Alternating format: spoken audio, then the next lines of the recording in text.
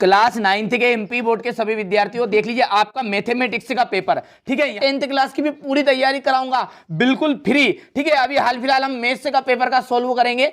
ये सबूत इसलिए दिया कि बच्चे ऐसा समझते हैं कि ठीक है कोई फेक पेपर वाला होगा। देखिए जो रियल पेपर है ना वो सामने नहीं बता सकता, मैं आपको इशारा कर रहा हूँ ये रियल पेपर का है, ठीक है। समझ गए आप बात को। जो वास्तविक रियल पेपर है वो आपको यहाँ पर सामने नहीं बताऊंगा, इनडायरेक्टली ही बताऊंगा, ठीक है। रेखिक बहुपद है 3x + 5। पाइथागोरस प्रमेय किस प्रकार के लिए प्रसिद्ध है? समकोण त्रिभुज के लिए।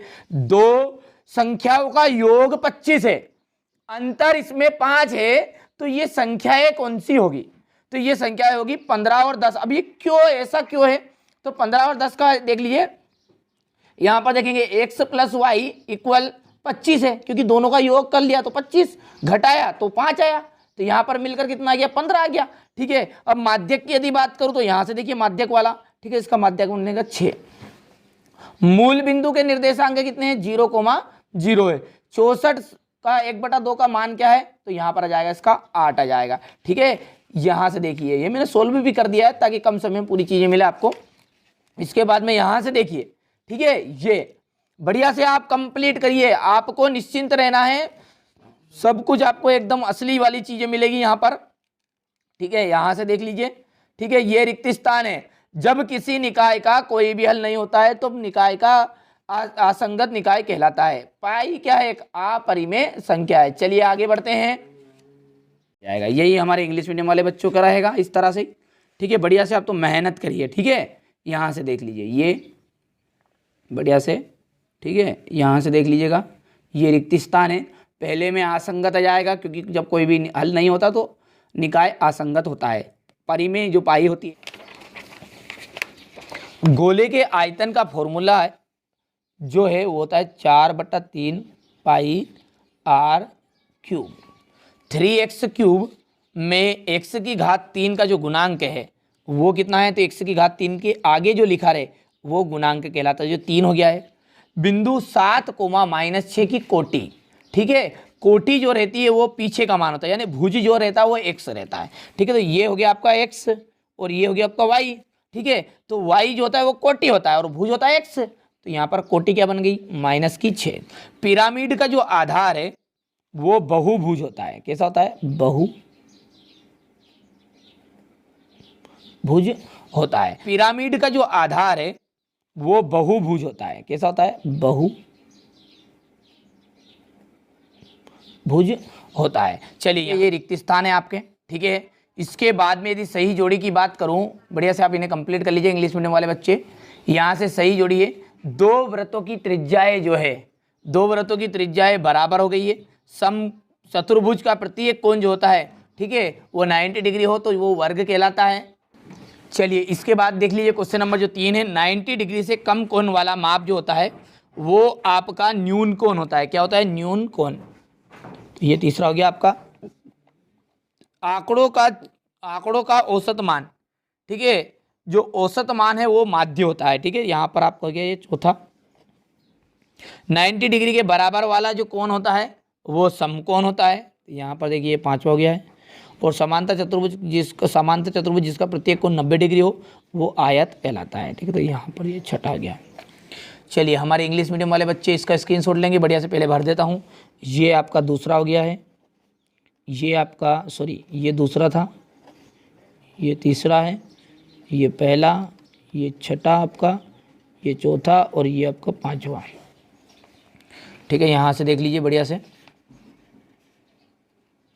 ठीक है। इसके बाद में ये क्वेश्चन नंबर आपका 4, एक वाक्य में उत्तर। किसी त्रिभुज में अधिकतम कितने अधिक कोण हो सकते हैं? किसी त्रिभुज में कितने अधिकतम कोण हो सकते हैं? तो एक अधिकतम कोण हो सकता है। वृत्त की सबसे बड़ी जो जीवा है वो क्या कहलाती है? तो देखिए सबसे बड़ी जो जीवा है एक, वो कहलाती है व्यास। बिंदु -3 और 5 किस चतुर्थांश में स्थित है? तो ये है आपका द्वितीय चतुर्थांश में स्थित। किसमें? द्वितीय चतुर्थांश में। एक द्विघात का उदाहरण देना है, तो द्विघात का उदाहरण है ax² + bx + c, ठीक है।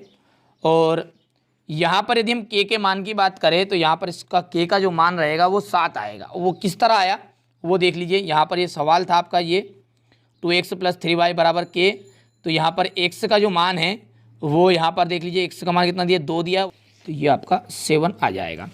समकोण समद्विबाहु त्रिभुज के न्यून कोण की माप होगी। समकोण समद्विबाहु त्रिभुज के न्यून कोण की जो माप होगी वो होगी आपकी 45 डिग्री। ठीक है, बढ़िया से आप स्क्रीनशॉट लीजिए अब। ठीक है, यही प्रश्न आपके हुबहू 27 मार्च के दिन एमपी बोर्ड में आने वाले हैं। ठीक है, यहाँ से देखिए वाई अक्ष की भुज सदैव शून्य होती है, तो यहाँ पर ये वाई अक्ष की जो भुज है वो सदैव शून्य होती है। बिल्कुल एकदम राइट बात है, सत्य है। और यदि यहाँ पर एक्स अक्ष बोलता तो कोटि शून्य होती। और ये फॉर्मूला है, ये बिल्कुल एक सत्य फॉर्मूला है। वर्ग अंतराल में 10 से 15 में वर्ग की उच्च सीमा 15 है, लेकिन ये 10 बता रहा है, तो ये बात आपकी असत्य रहेगी। बिंदु 0,5 समीकरण में y = 5x + 5 का हल है। ठीक है, तो ये आपका यहाँ पर देख लीजिएगा, ये आपका बिल्कुल सत्य रहेगा। चौथा, पांचवे की यदि बात करें तो ये भी आपका सत्य है, छठा आपका असत्य हो जाएगा। ठीक है, तो इसके बाद में अगला देखते हैं।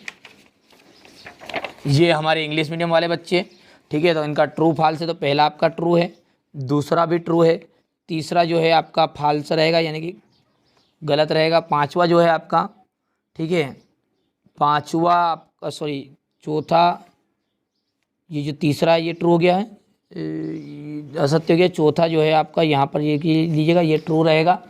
पांचवे की बात करूँ तो पांचवा भी ट्रू रहेगा आपका, और छठा जो है आपका फॉल्स रहेगा। ठीक है, इसके बाद में क्वेश्चन नंबर 6 से बढ़िया से देख लीजिएगा। इन सवालों को आप अच्छे से कर लीजिएगा। ठीक है, समय की पाबंदी है, यानी कि समय कम है, इसलिए यहाँ पर पूरा सॉल्यूशन नहीं दे रहा हूँ, लेकिन इन सवालों को आप अच्छे से लगाइएगा। यही प्रश्न आने वाले हैं। ये क्वेश्चन नंबर आपका 6 है, 8 पे आ गए हैं। ये question number 9, question number 10, question number 11, ठीक है, क्वेश्चन नंबर 12, क्वेश्चन नंबर 13, ये देख लीजिए क्वेश्चन नंबर 14 है। ठीक है, इसके बाद में यहाँ से देखिए क्वेश्चन नंबर 15, इसका अथवा ये क्वेश्चन नंबर 16 यानी कि 16वां क्वेश्चन है, ये इसका अथवा देख लीजिए। इसके बाद ये क्वेश्चन नंबर 18 आपका। अच्छे से मेहनत करिएगा, यही प्रश्न आने वाले हैं। ठीक है, ये क्वेश्चन नंबर 19 है, स्क्रीनशॉट लीजिए तुरंत। ठीक है, चलिए इसके बाद में यहाँ से इसका अथवा हो गया ये। ठीक है, ये क्वेश्चन नंबर 20 है,